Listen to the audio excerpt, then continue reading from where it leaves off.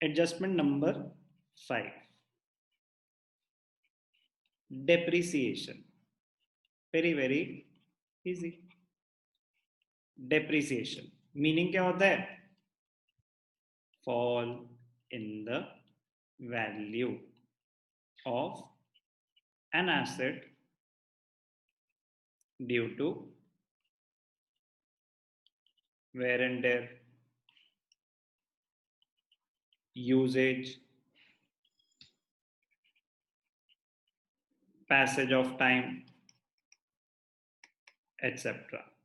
due to different reasons. ठीक है. Depreciation की एडजस्टमेंट एंट्री क्या होती है?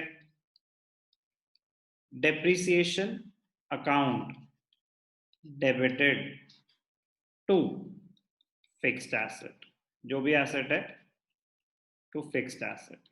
डेप्रिसिएशन अकाउंट डेबिट क्यों हो रहा है? क्योंकि आपका उस पीरियड का एक्सपेंस बढ़ रहा है. फिक्स्ड एसेट अकाउंट क्रेडिट क्यों हो रहा है? उस पीरियड का मतलब डेप्रिसिएशन की वजह से एसेट की वैल्यू कम हो रही है. ठीक है. डेप्रिसिएशन अगर ट्रायल बैलेंस के अंदर आ रहा है तो वो एडजस्टेड है, तो हम उसका एक ही एस्पेक्ट लेते थे. करा था हमने फाइनेंशियल स्टेटमेंट विदाउट एडजस्टमेंट्स में, प्रॉफिट एंड लॉस अकाउंट में डेबिट साइड पे दिखा देते थे. बात हो रही है अगर वो एडजस्टमेंट की फॉर्म में आ रहा है तो क्या? तो बेटा आपको एडजस्टमेंट एंट्री पास करनी होगी, depreciation account debited to asset. Treatment कैसे दिखाएंगे? एक बार एक्सपेंसेस में डेबिट हो गया, एक्सपेंस इनडायरेक्ट है तो प्रॉफिट एंड लॉस अकाउंट में डेबिट साइड पे आ जाएगा. दूसरा एस्पेक्ट बैलेंस शीट में एसेट्स में से क्रेडिट करके दिखा देंगे, एसेट्स में से उतनी वैल्यू माइनस करके दिखा देंगे. एग्जाम्पल से समझते हैं, ध्यान से देखना. Example on depreciation. ओके, तो क्या गिवन है? Trial balance as on 31st March 2020.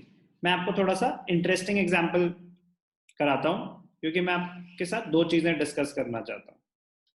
एक तो स्ट्रेट फॉरवर्ड कि अगर पूरे साल की डेप्रिसिएशन हो तो क्या होगा, और अगर टाइम पीरियड के हिसाब से हो तो क्या होगा.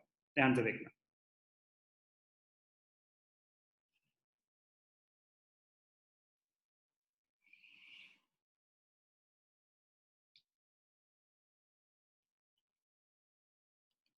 Particulars, debit, credit. एक एसेट दे रखा है मशीनरी. मशीनरी की वैल्यू है 1 लाख.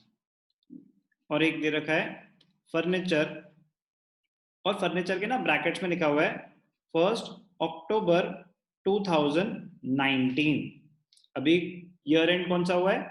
31 मार्च 20, मतलब 1920 ईयर एंड हुआ है. अगर कोई डेट गिवन नहीं है तो मतलब मशीनरी आपके पास पहले से पड़ी हुई थी. फर्नीचर के ब्रैकेट्स में अगर दिया हुआ है डेट 1 अक्टूबर 2019, 40,000, इसका मतलब आपने फर्नीचर इस डेट पे परचेज किया था. अगर उस डेट पे परचेज किया है तो डेप्रिसिएशन उस हिसाब से लगती है. बस ये ध्यान देना होता है. अमाउंट कैसे कैलकुलेट होगा? कोई डेट गिवन नहीं है तो पूरे साल की डेप्रिसिएशन लगेगी. डेट गिवन है तो उस पीरियड के टाइम पीरियड के हिसाब से डेप्रिसिएशन लगेगी. तो अक्टूबर में अगर एसेट खरीदा है तो अक्टूबर, नवंबर, दिसंबर, जनवरी, फरवरी, मार्च, 6 महीने की डेप्रिसिएशन लगेगी. ध्यान से देखना. वो हमें एडजस्टमेंट बताएगा. क्या? Depreciate machinery and furniture at the rate 10% per annum. 10% per annum का मतलब होता है साल की 10%. तो जिसका रेट दे रखा है डेप्रिसिएशन का वही डेप्रिशिएट होगा एसेट. अगर रेट ऑफ डेप्रिसिएशन गिवन नहीं है तो हम डेप्रिसिएशन चार्ज नहीं करेंगे. हमें पता ही नहीं क्या है क्या नहीं है, तो उसने बोला 10% डेप्रिसिएशन है.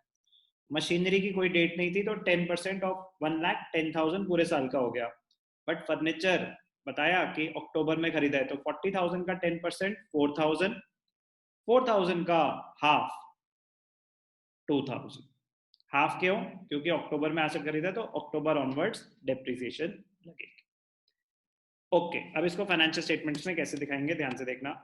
ट्रीटमेंट ऑफ डेप्रिसिएशन, एक ब्लैंक फॉर्मेट ले लेते हैं। ठीक है, क्या कर रहे हैं हम, ध्यान से देखना। Treatment of depreciation. ओके, दोनों दिखाएंगे हम। तो यहाँ पे ट्रेडिंग अकाउंट का कोई लेना देना नहीं है। Why? Because depreciation is an indirect expense. ठीक है जी। तो प्रॉफिट एंड लॉस अकाउंट में क्या दिखाएंगे? प्रॉफिट एंड लॉस अकाउंट में डेप्रिसिएशन दिखाएंगे। प्रेजेंटेशन कैसे होगी अगर मल्टीपल एसेट्स हैं तो? ध्यान से देखना। तो डेप्रिसिएशन ऐसे लिख सकते हैं, depreciation on machinery to depreciation on furniture. अलग अलग भी दिखा सकते हैं, बट अगर मल्टीपल एसेट्स है तो बेटर क्या रहता है, ऐसे मशीनरी फर्नीचर। मशीनरी की थी ऐसे ब्रैकेट्स में दिखा सकते हैं। प्रेजेंटेशन अगर वर्क नोट्स नहीं बना रहे, 1 लाख का 10%, तो मशीनरी की डेप्रिसिएशन कितनी है, 10,000। फर्नीचर 40,000 का 10% इंटू 6/12 इंटू 6/12, तो 6/12 की वजह से 2,000 हो गई डेप्रिसिएशन। टोटल डेप्रिसिएशन कितनी हो गई, 12,000। तो डेप्रिसिएशन टू फिक्स्ड एसेट, तो डेप्रिसिएशन एक्सपेंस है, पीएनएल अकाउंट में डेबिट साइड पे आ गया। अब एसेट, ध्यान से देखना, एसेट को कैसे दिखाएंगे। मशीनरी, मशीनरी आपके पास कितनी थी, 1 लाख रुपीस की। 1 लाख की मशीनरी थी, लेस डेप्रिसिएशन। डेप्रिसिएशन कितनी लगी, 10,000। तो एसेट में से माइनस करके दिखा देंगे। 10,000 एसेट में से डेप्रिसिएशन माइनस कर दी। दूसरा एसेट कौन सा था, फर्नीचर। फर्नीचर कितने का था, 40,000। 40,000 का फर्नीचर है, तो फर्नीचर लेस डेप्रिसिएशन कितना, -2,000।